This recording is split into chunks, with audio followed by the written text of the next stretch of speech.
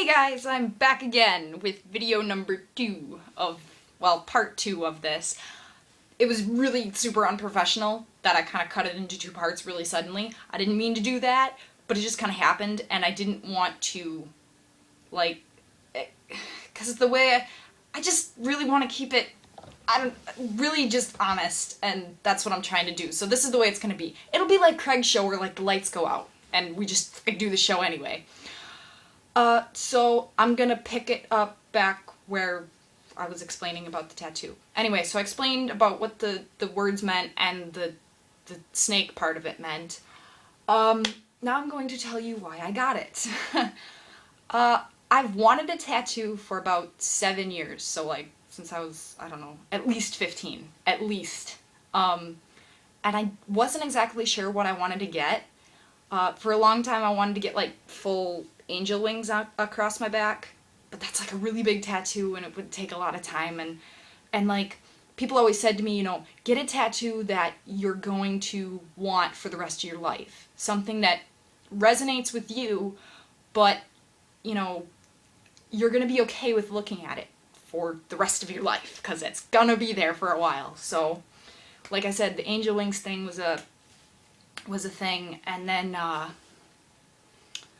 there was a couple other ideas, but I only one of my friends got a tattoo done like a week ago, and she came in and she said, you know, oh, I got it done and it looks awesome, and I was like, oh, that's really cool, and it kind of started up the fire again a little bit to make me want to get a tattoo, and I think this was the right time to get it, because I am in a better place now than I was a few years ago, and it is because of Craig. It's because of Craig Ferguson.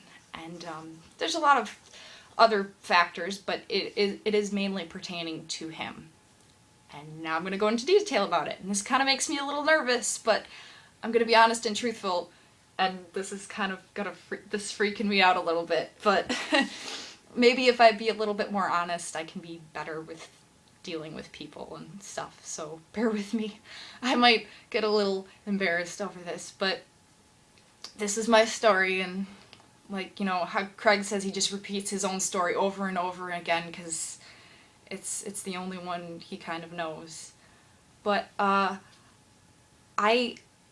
found Craig, and that sounds really weird, but I discovered Craig and The Late Late Show 2 years ago, in November 2010. I was like just fresh out of high school, and I kind of really didn't know what to do with my life. Kind of like now, but worse. I don't know how that's worse, because I'm still not really doing anything. I mean, I had a job, and I still have the same job, and that's okay and everything. But November 2010, I kind of, I don't know, accidentally discovered Matt Smith being interviewed on The Late Late Show, because I was looking up stuff on Doctor Who, and I was like, oh, you know, it's just another interview with Matt Smith because he's awesome and he's the doctor and everything. So I partly have to give credit to Doctor Who for helping me find Craig, because I was into Doctor Who before I started watching Craig. But I watched the interview with Matt Smith, and then I kind of watched another interview that Craig did with another guest, which I can't remember who the guest was, but, and then I just kind of kept watching videos of him, and it just kind of, I spent a lot of hours and watching clips of the show. And then it got to a point where it didn't matter who the guest was. I was watching the clips to watch Craig and watch what he would do and how he reacts to the guests. And then I kind of knew, oh shit, I'm hooked, you know. And then I was like, oh no. And then I kind of, you know, Googled up on him and kind of said, you know, oh cool, you know, found out a lot of information about him, because that's kind of what I tend to do with, you know, new fandoms that I get into. And I found out that he wrote 2 books, which is Between the Bridge and the River and American on Purpose. And I bought them without even reading what they were about or anything. And I've never done that with a book before. Like, I've always like, you know, I should probably read the back cover and kind of, you know, actually look to see what the book is about. Nah, I blew like, I don't know how much they were, but it was like $30 or something like that I spent on them. I got them in the mail, and I read them. Well, I read American on Purpose within a week, and I couldn't put it down. I've never done that with a book ever. I ate with it, slept with it, like I went to work with it. If they made a waterproof version, I probably would have taken that in the shower with me. It was ridiculous. There's a lot of parts in that book that resonated with me, and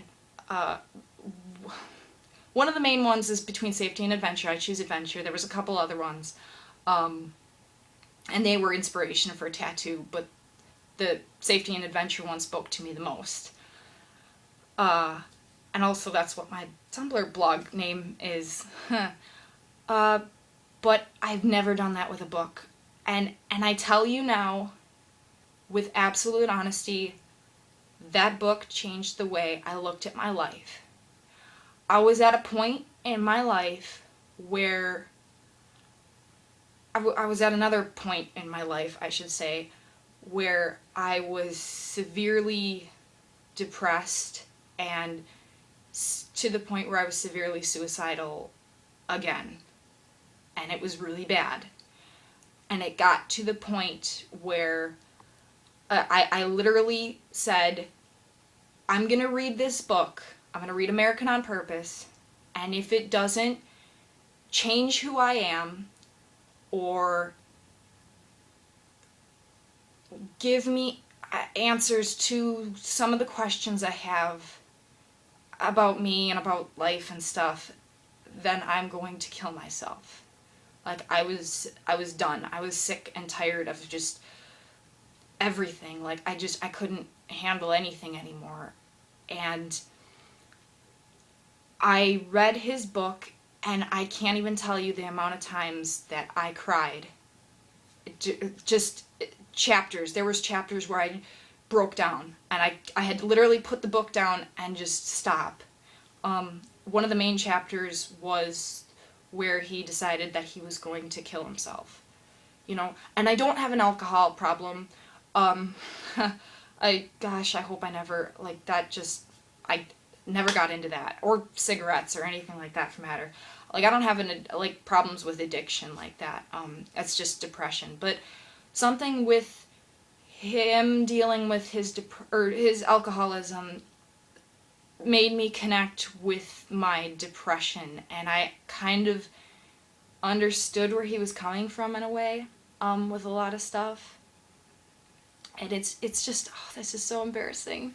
It's so weird explaining it to people, I guess. But I cried in a lot of parts of the book, but